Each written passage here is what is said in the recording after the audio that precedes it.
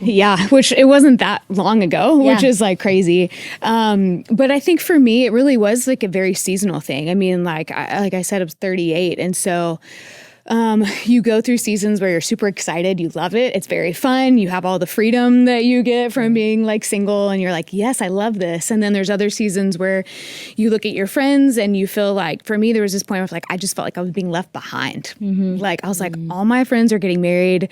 My two closest friends were having kids. You know, it was just like, oh man, like this just starts to be like, you start to look at the clock and be like, am I just being left behind? Even to the point where I was like, starting to have conversations about like, am I not being even like challenged like in growing like as a human being? Because everybody always says like, you know, your biggest like challenger will be your husband or your you know your spouse. You know, and so I was like, well, man, am I like missing out on actually growing into who God has me to be because I'm not married? And I just had to like wrestle with a lot of those things and be like, I came to realize that's not true because that's not who God is. Like, and if anything, I have the Holy Spirit. And so the Holy Spirit is the main like counselor, you know, and the person that's going to challenge me. It's great. But it was this like roller coaster to some degree. And then there became a large season of time where I would not let myself desire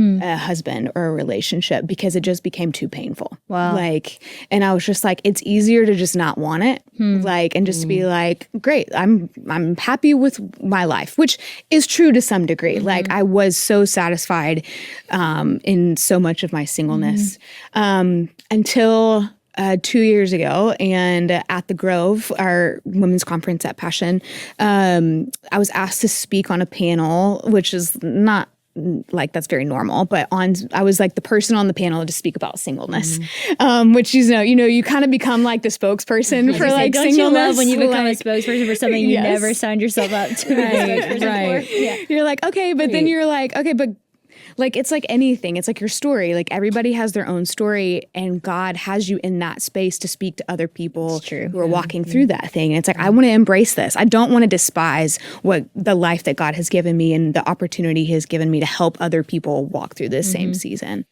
But it was in that preparation for that panel that I realized and was finally able to articulate that I have been praying something and asking God for a husband for, at that point, you could just roughly say 20 years. Like if I really started praying at 16 for my husband, because I thought I'm going to get married right out of college. Like this is what you do in the South, especially, you know, like you just get married, like you meet your husband in college, you get married and all of that. So I just got to this point where I was like, I've been asking God for this for 20 years and I haven't seen him come through. And it just was like, I honestly had to grieve that. I had to say like, God, I am disappointed. I am frustrated, and I'm probably angry to some degree that this has been something I've been asking you for, and I haven't seen the fulfillment of it.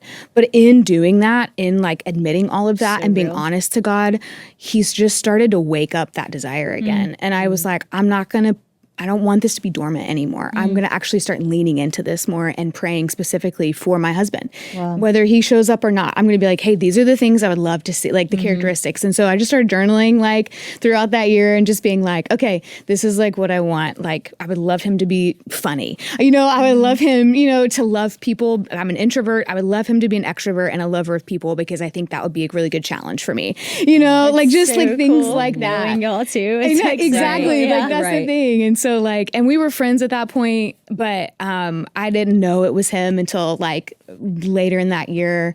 I started like looking back at my journal entries and just what I had my prayers. And I was like, oh my gosh, I think it's like, it's Jay. Like, and that's a whole nother story. That's but crazy. We'll get into it. We'll get into it.